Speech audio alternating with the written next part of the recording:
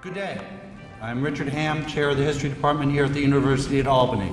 It's my great pleasure to welcome you to our 9th annual Departmental Recognition Ceremony. Watching others organize this wonderful celebration has been one of the highlights of my work of chair this year, a job which I took before there was a financial crisis and recession that has come to reshape university life. While I have been mostly unsuccessfully battling against budget cuts, others have been preparing for this event. And I'm glad that they have, because it is times like this when I look out and I see all of you that the extra duties and frustrations of being chair are made worthwhile. I want to say how proud I am of our graduates and their accomplishments, and of their determination to earn their degrees from one of the more demanding departments here at the university. History, as you know, does not have a lot of required courses. It doesn't have a lot of prerequisite courses. It doesn't have take 100, then 101, then 103, and 204. We do not script you. Rather, the department in almost all of its courses requires that our students read, think, and write, and sometimes even talk.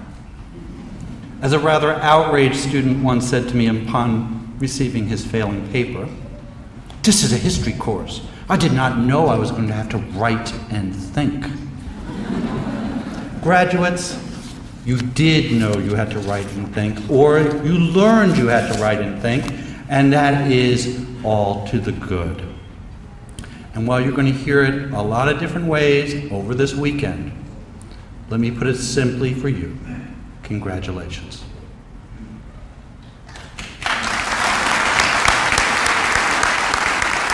This year, as in past years, 3 of our students have agreed to share their impressions of their years at SUNY Albany with you.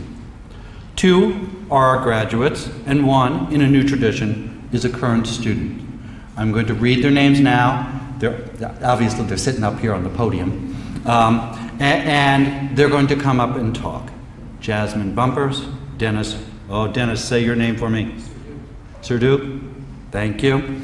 David Zahn. This is why Richard Fogarty is reading the names. David Zahn.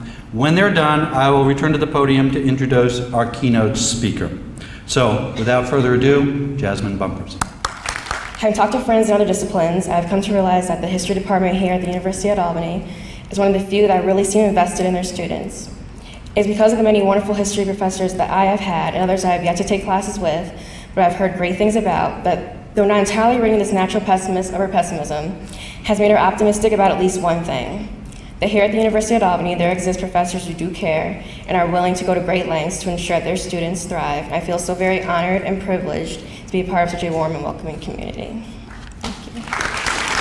Colleagues, families, professors, and friends, I want to thank you all for joining me here today and for dressing so sharp.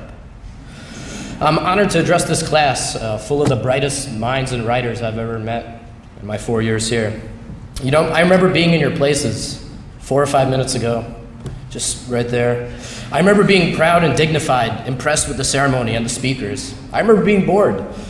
I remember being terrified, most of all, of what lay outside those doors after the ceremony. I love this place as much as anyone can love an institution.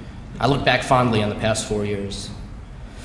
At the days of living in my 10x12 burrow, staying up all night with my roommates, playing cards, reading books, lifting weights, trading cigarettes, and fashioning shanks in the rec areas. I could still see the steam. I prefer to fly under the radar at UAlbany, and will continue to do so in the future. There are some features of my college experience that I think I have in common with many other students. I recall that the task of scheduling classes every semester was a consistent annoyance. My history classes and all of my other classes were chosen with several motivations in mind, not all of them pure. I admit that many of my choices were the result of a desire to form my class schedule around a convenient time to wake up in the morning, or ideally, the early afternoon. When I was a freshman, I tolerated 8:15 a.m. classes. As a sophomore or a junior, my earliest class time was 8:45 or 9:15. As a senior, I have never had a class that started earlier than 10:15 in the morning, and those only 2 days a week at most. As I move into the future, I hope the lessons I have learned from my experience with UAlbany and with the history department will stay with me, and that I will remember that sometimes waking up as late as possible is not the most important thing, though perhaps avoiding speeches is. Thank you. It's my great pleasure to introduce our speaker, Kathleen M. Packenham. Ms. Packenham is a 1992 graduate of this department. I was fortunate enough to have her as a student, and even more fortunate enough in that she kept in touch with me and the department since then. She has gone on to advance legal training and an exceptional legal career. Her address will be an abiding concern to many of you, what your history training can do for you in the real world. Kathy? The point of a history degree, of course, is not whether you can recite the Gettysburg Address or win the Daily Double. Whether you realize it yet or not, you've mastered critical skills that will serve you well, no matter where your path leads you. As Professor Ham noted, I am an attorney. My 5-year-old son asked me recently exactly what it is that I do. That's a really tough question to answer for a 5-year-old. I thought about it, and I came to the following points. What I do is that I read, I write, on a good day I think, I research, and I talk to people. And what strikes me about that simple yet very accurate description of my day-to-day life is that that's precisely what I did in my 4 years here as an undergraduate. History majors read, and read, and read, and read, and you've undoubtedly read thousands of pages during your years here. Will you remember everything that you've read? Probably not. Did you like everything that you have read? Certainly not. But the unfortunate and yet truly exciting thing about life is that there is no core curriculum. The entire place is an elective. The paths are infinite and the results uncertain. And so this evening, as you set out to select your electives, know that you have the strongest foundation on which to build. While, like me, you may forget the books you've written, the classes you've taken, and the papers you've written, you will never forget the lessons of history. Thank you.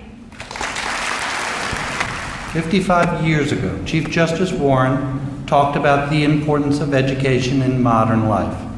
And Chief Justice Warren wasn't talking to lawyers. He wrote an opinion that was very, very brief because he wanted it to be in the daily newspapers verbatim, and it was the next day. And they're words worth pondering while you're sitting there listening to the speaker tomorrow. Quote, "Today, education is perhaps the most important function of state and local governments. It is the very foundation of good citizenship. Today, it is the principal instrument in awakening the child to cultural values, in preparing him for later professional training, and in helping him to adjust normally to his environment.